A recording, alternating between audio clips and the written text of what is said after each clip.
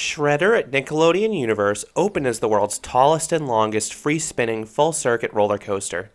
This giant Gerstlauer spinner is a mesmerizing mess of track off-ride, but does it ride as well as it looks? Find out in this review. The original Nickelodeon Universe is located at the Mall of America. Owned and operated by the 555 Corporation, that park features the original Gerstlauer spinning coaster and the Fairly Odd Coaster. That ride has a layout that has since been cloned, but it's more exciting than usual there as it twists over pathways and rides.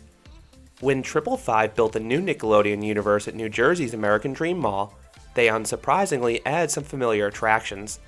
This included another Gerstlauer spinner, but this one was far bigger and more ambitious.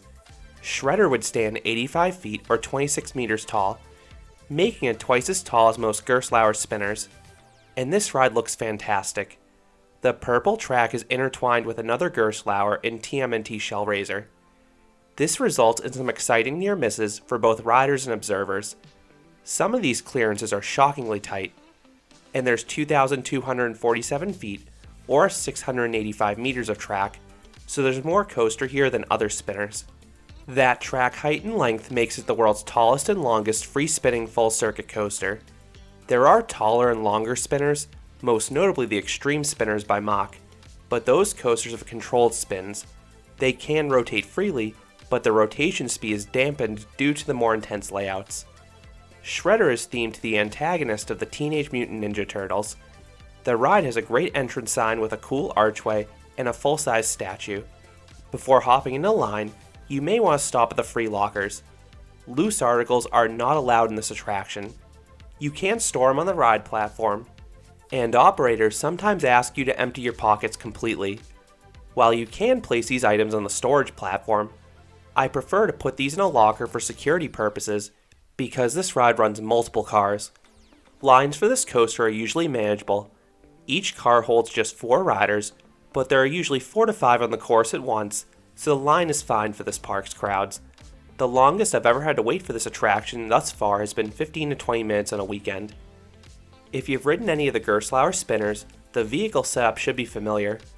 2 people ride facing forwards and 2 ride facing backwards, and those people are angled looking at each other face to face. It doesn't matter which side you pick because you start rotating off the lift before that first drop. Then you're secured by a bulky T-bar. Once dispatched, you turn 180 degrees out of the station and ascend a lift hill that pierces through Shellraiser's inside top hat. At the top, you turn right and the spin begins as you navigate a fairly shallow drop. It's not too crazy, but then you twist around and navigate a small horseshoe turn. This overbank is quite disorienting between the spinning and how you abruptly change direction. You then twist upwards into the first of several brake runs, and unfortunately, you are slowed down. This is the biggest con with Shredder, the pacing. You have multiple mid-course brake runs. This is similar to other Gerstlauer spinners, but on the others, you usually cruise right through them uninhibited. The ones on Shredder always slow you down. This ruins any momentum and spin. It is possible to get some good spins in this coaster for a short spurt if you have an unbalanced car, but that spinning never gets as wild or sustained as the other Gerstlauers, and those brake runs can be blamed. You then twist off the first mid-course and navigate a few quirky turns that lead to yet another brake run. This section is mostly about the views, and those are great, especially if you time it right with Shellraiser.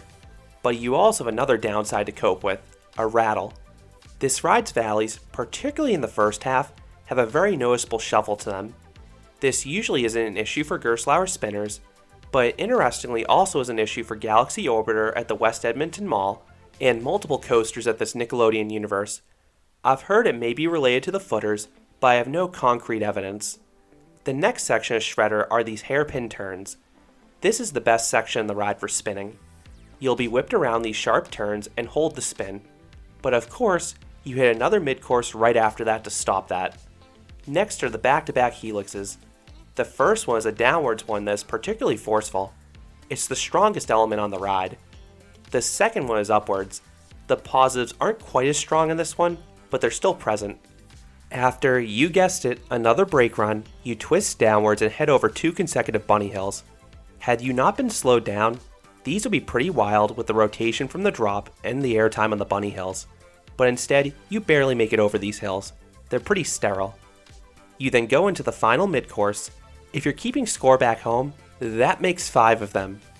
All that's left is a twist downwards, and then you navigate a slow upwards helix into the final brake run, ending this coaster. So what would I rate Shredder? I would give this Jumbo Gerstlauer spinner a 5 out of 10. This layout definitely has potential.